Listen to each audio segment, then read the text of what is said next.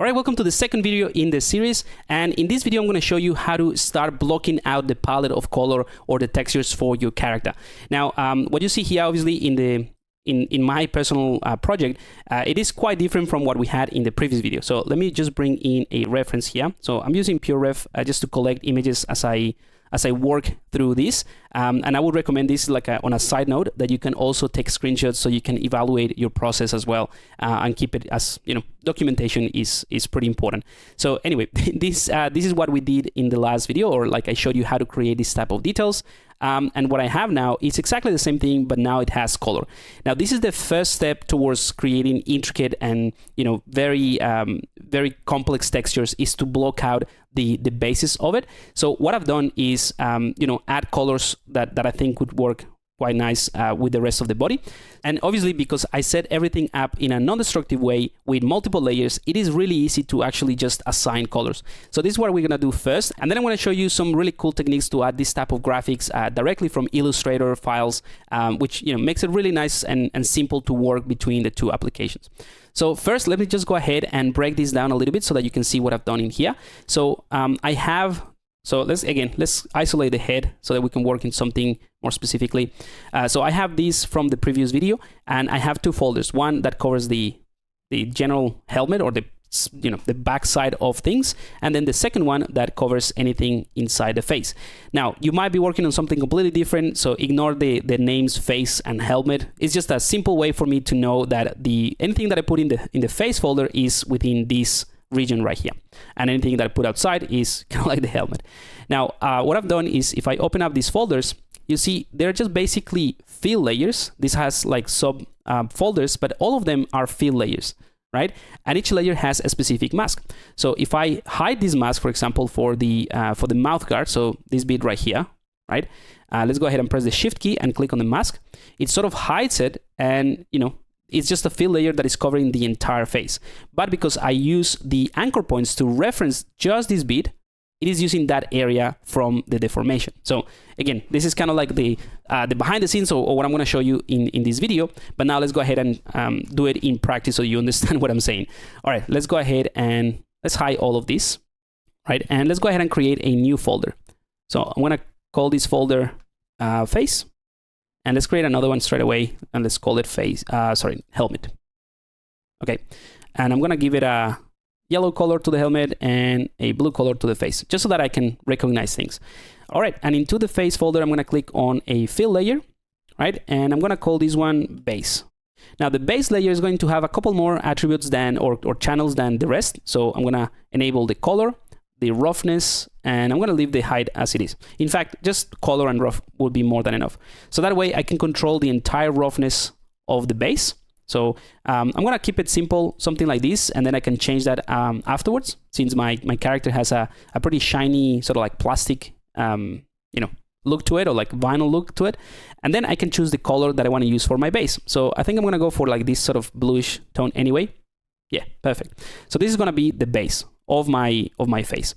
I can go ahead and do the same thing for the helmet, but it's going to be very similar. So I'm just going to keep it like this.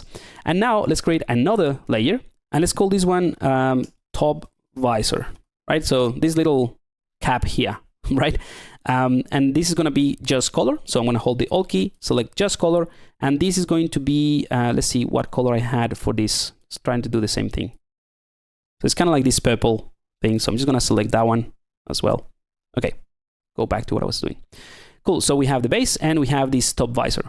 Now you can do a couple of things. You can create a black mask. You can add a paint layer, and select a hard brush, enable symmetry, and you can start painting it, right? But this is, it's going to be a little bit tricky, and it's not going to be perfect. Obviously, you can switch between black and white, but you see, this part is going to be very hard to paint because you have to target the specific points that are being distorted.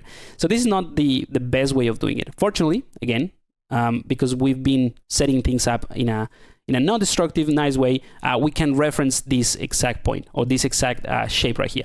So I'm going to go ahead and open up the base deformation, and let's find the visor frame, no, the helmet top So this one right here. Now, if you remember in the previous video, I showed you how to create this. Again, it's exactly the same thing. I just named it differently, and this is the one that I've been working with, but it's exactly the same thing that I show you. So I have a fill layer that has only the height map, and I can control that height map like so. I have a levels that controls kind of like the exaggeration of that height, right? So I can just do this, right? And then I have my mask that has a bunch of things that I can use. So let me actually clean this up. So I have the actual mask. So if I go into the mask, that is what I showed you how to import a custom mask or a custom alpha and use that to drive the effect. So that's what I have here. Then I have the blur that we also worked on, and I added a levels just to sharpen things a little bit. And you see, it's pretty much the same thing. It's just like creating a nicer transition here. So all I've done is I went to the levels here, and I just play with the levels until I have a bit more of the black color happening. So it's a nicer, cleaner transition. So that's pretty much what the levels are, right? So I have levels, and then I have the anchor point.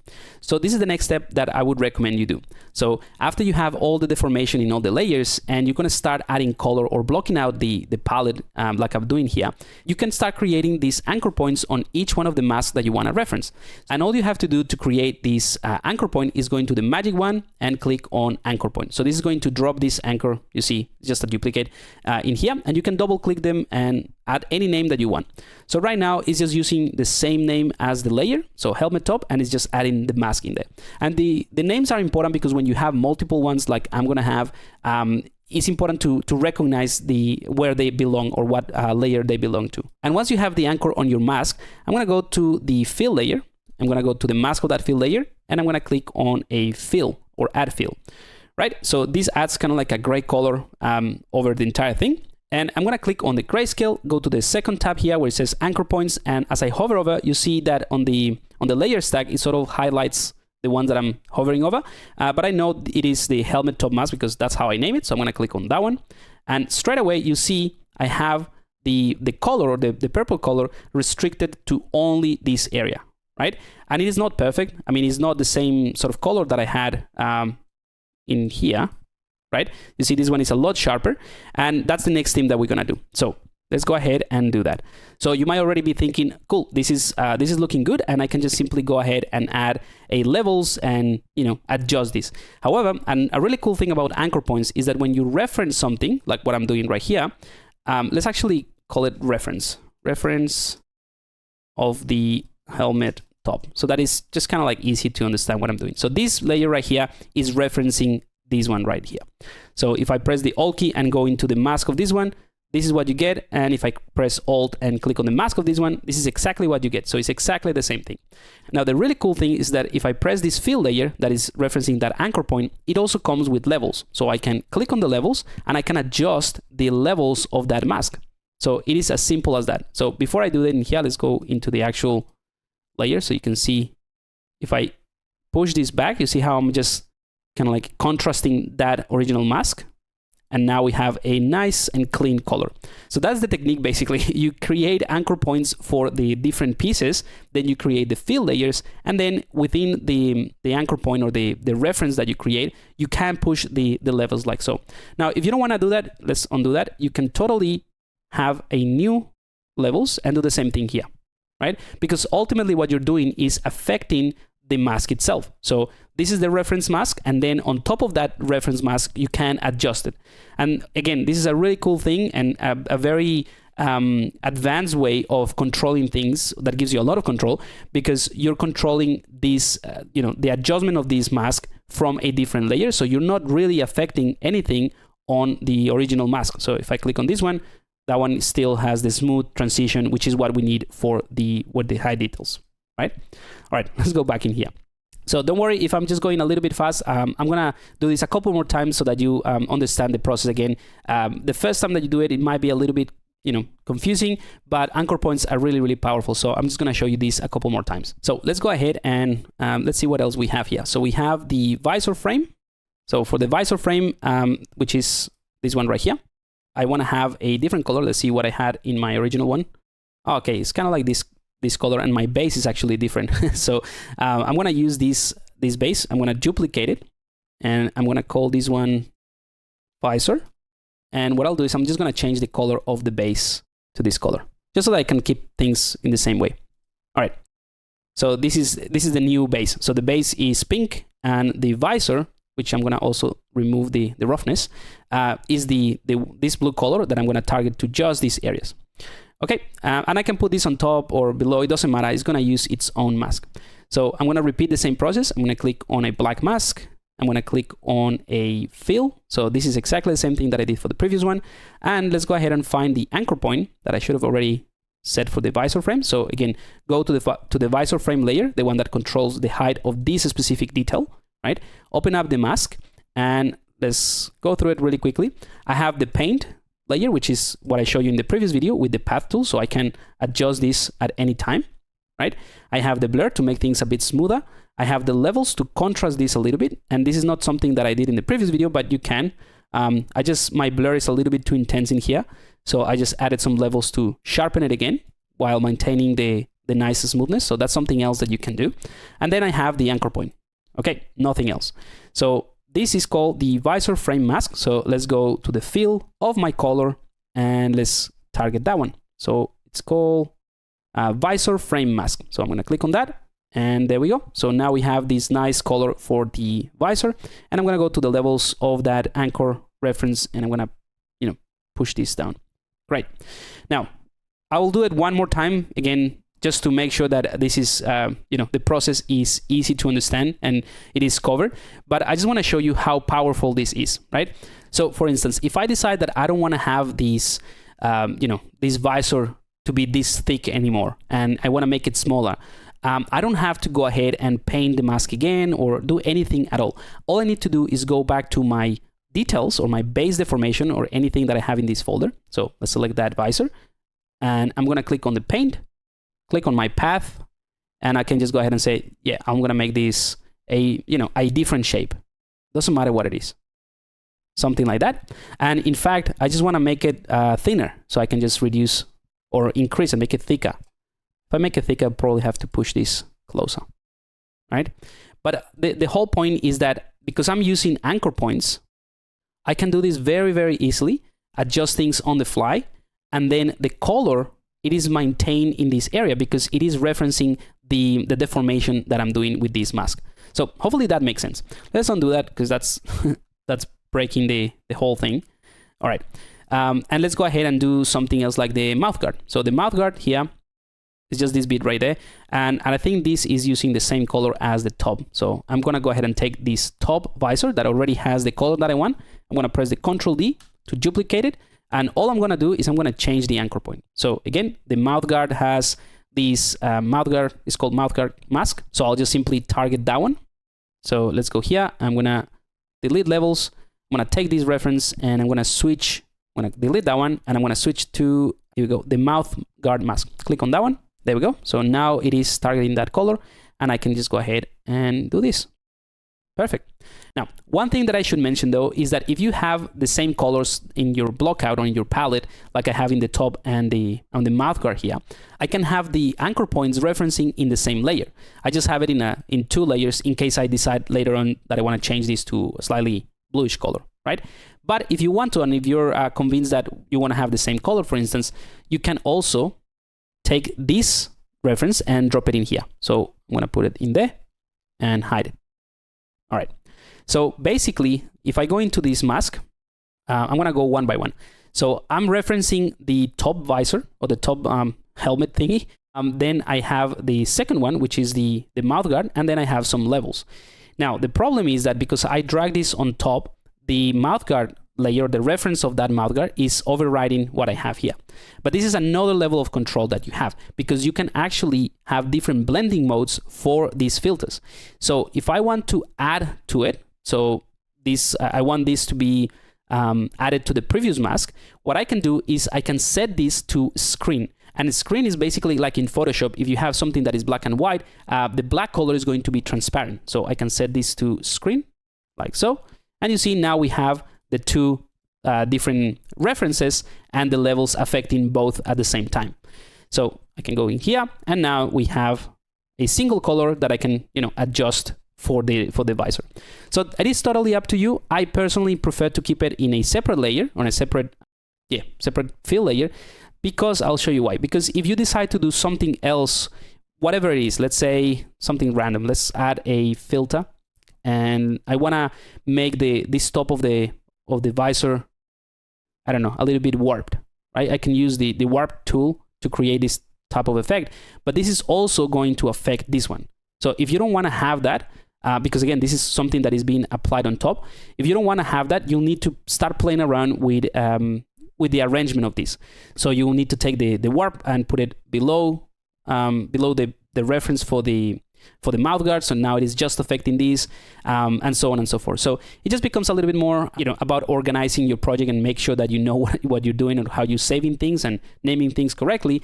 But I'm not very good at that. So I'm just going to go ahead and keep it simple. And, each layer will have an anchor point or a reference for each one of these areas right here. All right, so that's pretty much it. Let's go ahead and hide the face, and I'll show you my face. You see, it's exactly the same thing. Now, the only difference is that I also had a mask for this area, and I just changed it. I added some roughness that is different from the rest. But we can do that after. So I can cover everything, I'm just going to show you how I did it. So let's open this one up. So this is the one that we're working on. I can just go ahead and select maybe this one and create a new layer. And I'm going to make it a black color. And I'm going to make it rough. So just color and roughness. Very rough. Oh, sorry, not very rough. Very reflective.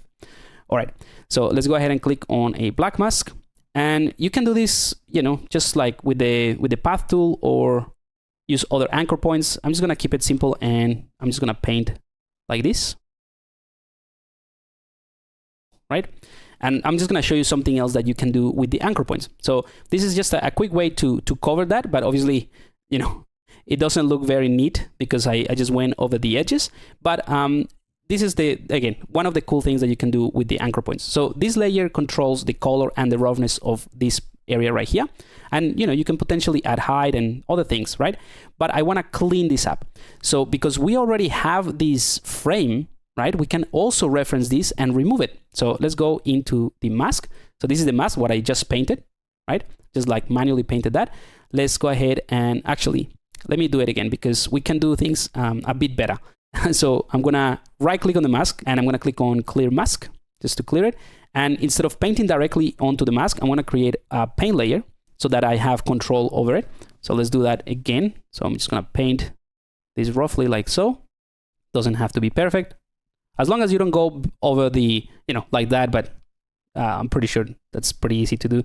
So yeah, as long as you don't go over the visor, this technique would work just fine.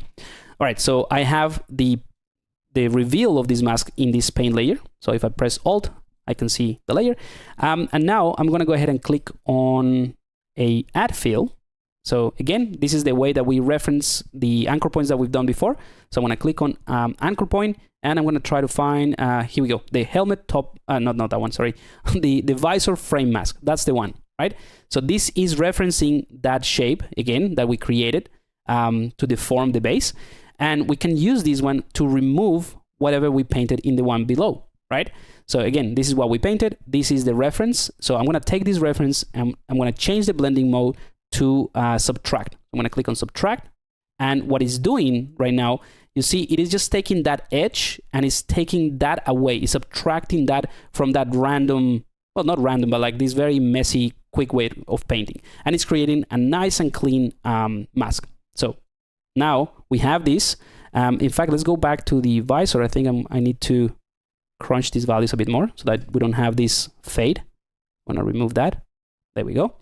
And we can do the same thing with the visor. Maybe add a levels and then crush that one as well. So that is pure black in these areas, right? Very, very nice and clean.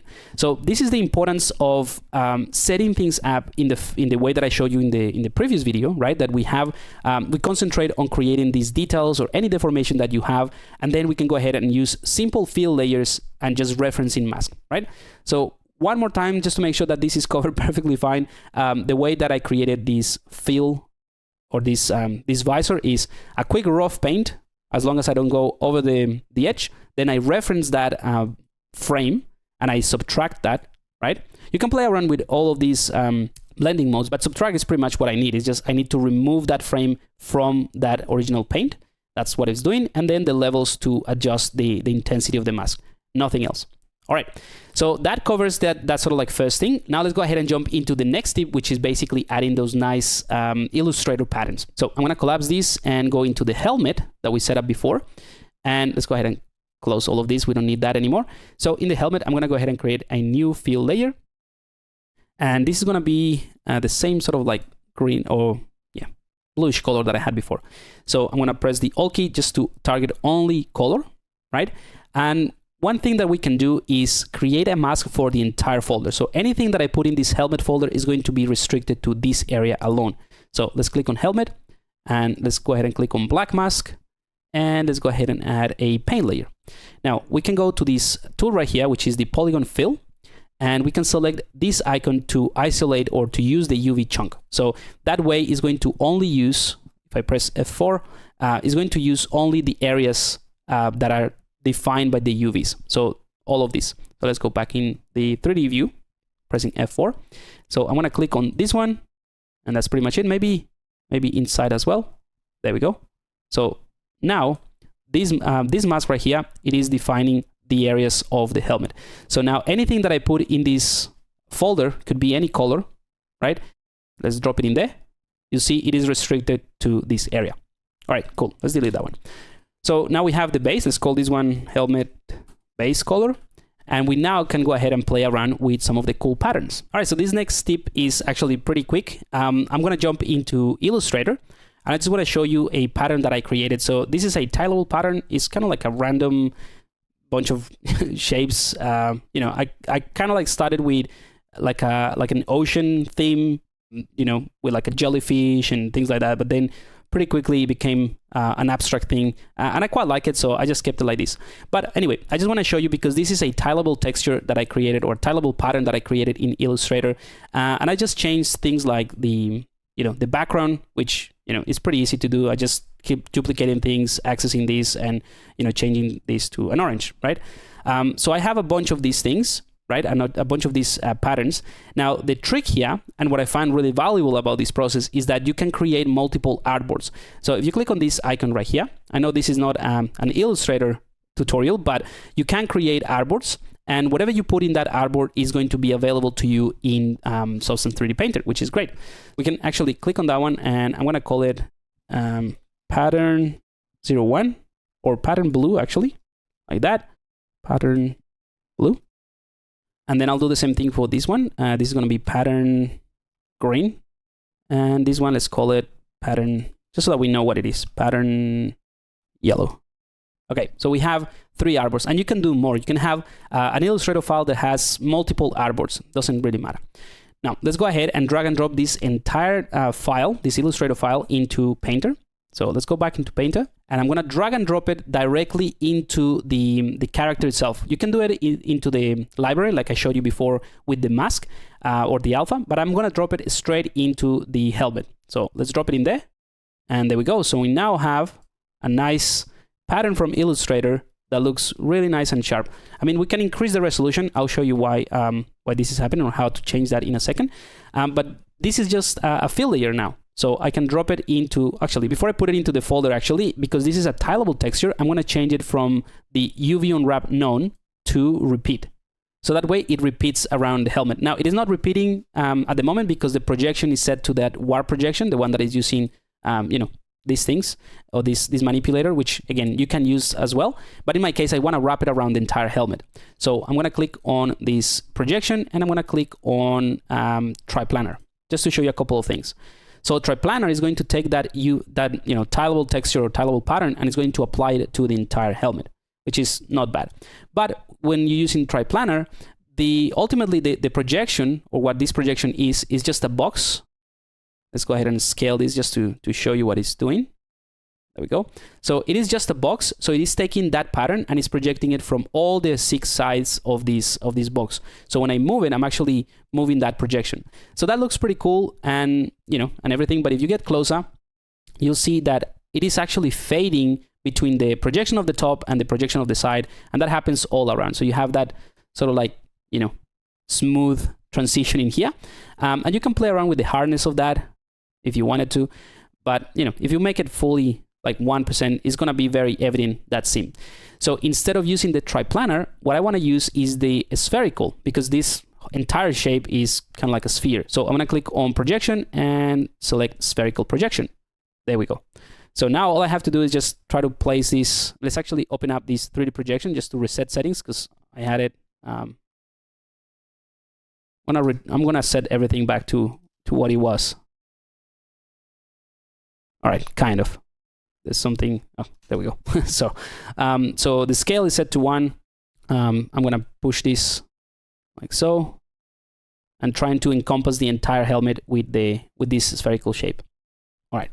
Something like that. So you see now, because the projection is spherical, everything is nice and clean, except at the top, but you know, there's nothing we can do about it. And you're not going to be able to see that. If you don't want to see that in there, what you can do is rotate the entire thing, you know, so you have it in a different area.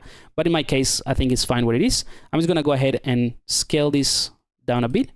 And I'm going to also change the tileable. So right now it is tiling, or like the tile is just set to 1. So the single square or the single pattern is being wrapped all around, right? So again, if I go back to Illustrator, so this whole thing is wrapped once all around.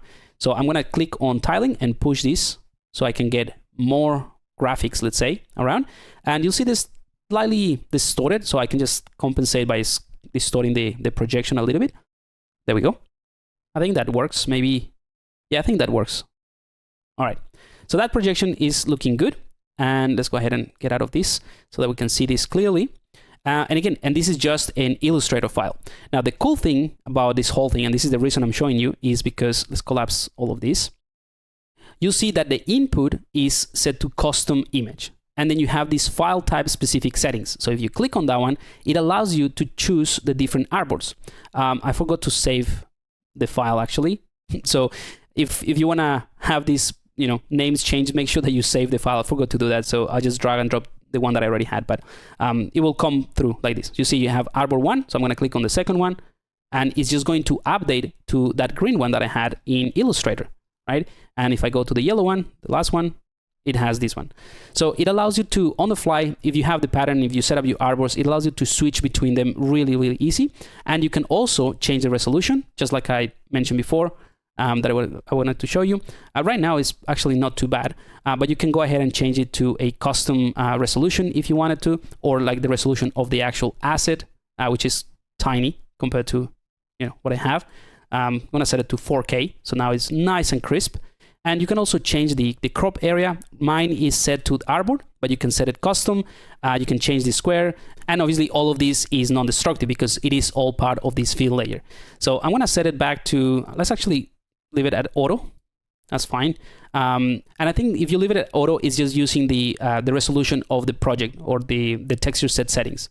So if I change my settings or my document size is going to change with it, which I think it makes kind of like sense. So I'm going to leave it at auto. But I do like the first one. So the purple one. There we go. And let's go ahead, and to wrap up this video, I'm just going to utilize the masking tools to assign this area or to assign this pattern into the areas that I want to have it. So I'm going to drop it into the helmet so that it's only restricted to this area and to this fill layer. Let's call it graphics pattern or something. And let's go ahead and add a black mask. And I'm going to go ahead and use a paint layer. And with this paint layer, I have symmetry enabled. Like so, and I'm going to click on the path tool. And again, I'm just going to keep things simple. I'm going to click on this one, add a couple of lines like so. Maybe make this one a bit sharper and this one as well. There we go. So we now have like a nice line transition in there. We can push this one down a bit more, maybe add an extra point. Oh, there's already one there.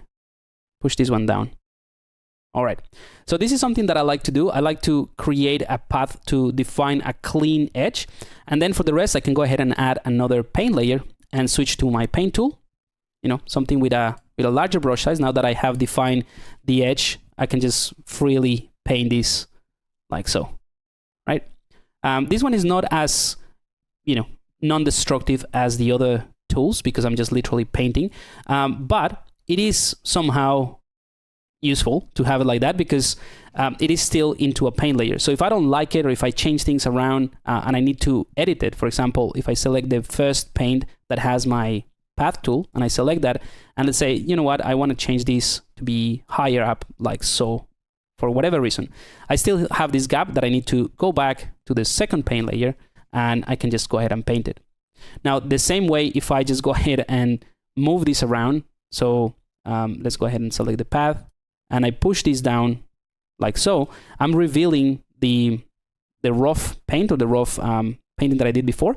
So I can just go back to this one with the paint layer.